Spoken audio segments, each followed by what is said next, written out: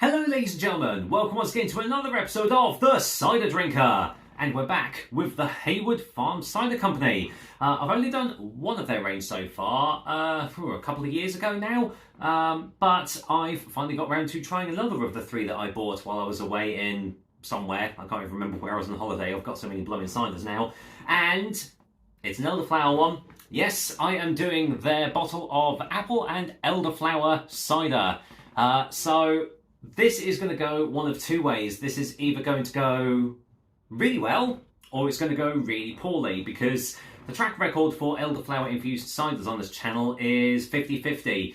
Some of them have been absolutely great, and then others have gone far too much on the elderflower and it's actually totally ruined the cider. So hoping that this one's going to be on the former rather than the latter, because, well, the first one that I tried was really decent from theirs. So yeah, fingers crossed. But as you can see, it comes in 500ml bottles and 4% ABV. Any infused ciders are, it's to be expected.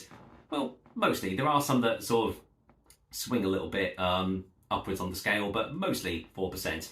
Apple and elderflower. The wild elderflower that surrounds our orchards makes the perfect companion for a light and crisp floral drink.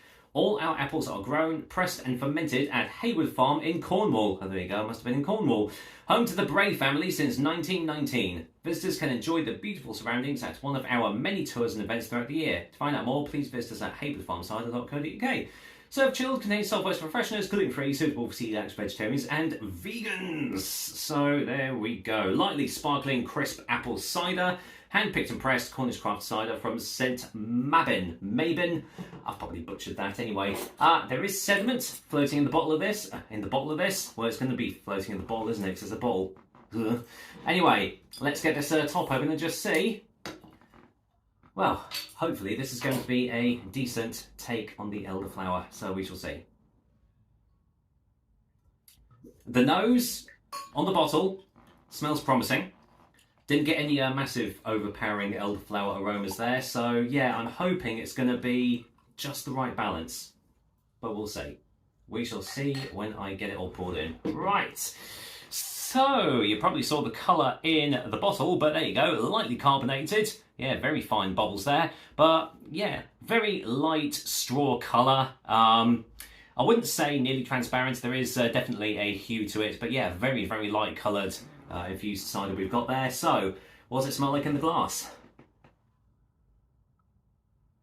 Just a really nice, crisp smelling, fresh, subtly sweet apple aroma there. I'm actually not getting much in the way of elderflower. There is a very, very subtle hint of it, but yeah, very, very faint. So, well, here's hoping it's going to be a really good elderflower infused cider. Let's find out.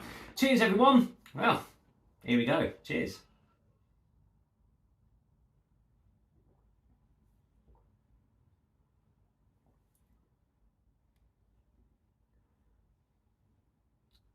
Okay.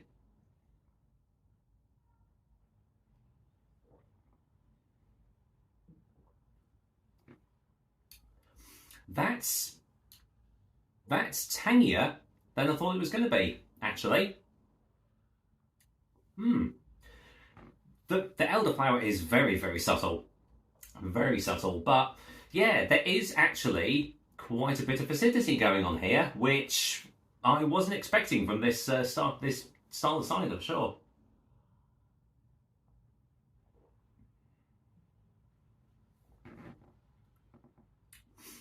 There's almost like a jammy plumminess to it, which is a bit surreal. I haven't really got that from a cider before, but it kind of works well here. The elderflower is, as I've already said, very subtle, almost non-existent in this, but you do get it on the back end. There's just a nice, slight floral essence just sort of coating the roof of my mouth and everything, and it's sort of lingering on into the finish. But yeah, that nice little bit of fruitiness as well, with coupled with that touch of citric twang on the initial taste. It's definitely one of the more unique tasting elderflower infused ciders that I've had on this channel for sure.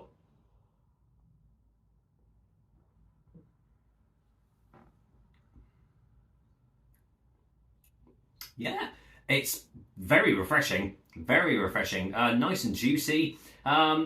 Slightly light on the body. It's medium to light, I want to say. It's sort of bordering on that. It's not watery. It's got a little bit of substance to it, but it definitely makes it a lot easier to drink, that's for sure, especially with it being, 4% ABV as well. But yeah, this is, a very easy drinking infused cider. So, final taste before final verdict.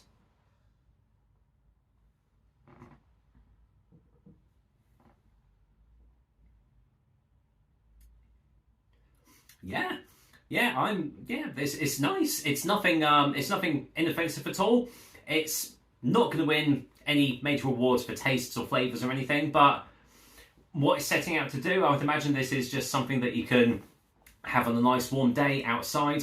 People will probably chuck loads of ice in this, personal preference and everything, but yeah, a really refreshing cider, very juicy, lovely subtle tastes there, and yeah, it's, as I said, it's not the best elderflower infused cider I've tasted, but to be fair, it's very hard to get the balance right. And this kind of goes more in the front of, less is more, which in this sense, it does work. It's better to have less elderflower than it is too much, because that just kills the cider for me. But what there is here is, genuinely not bad. So, for a final verdict, I am going to go and give Haywood Farms Elderflower Infused Cider a 6 out of 10.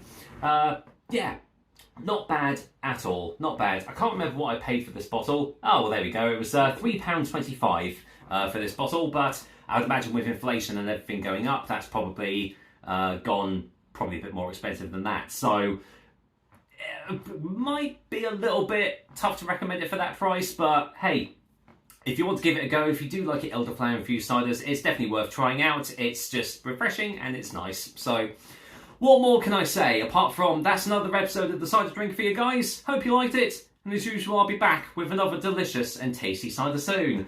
Till then, the weekend's coming around again, and I hope you all have a great one. So, until next time,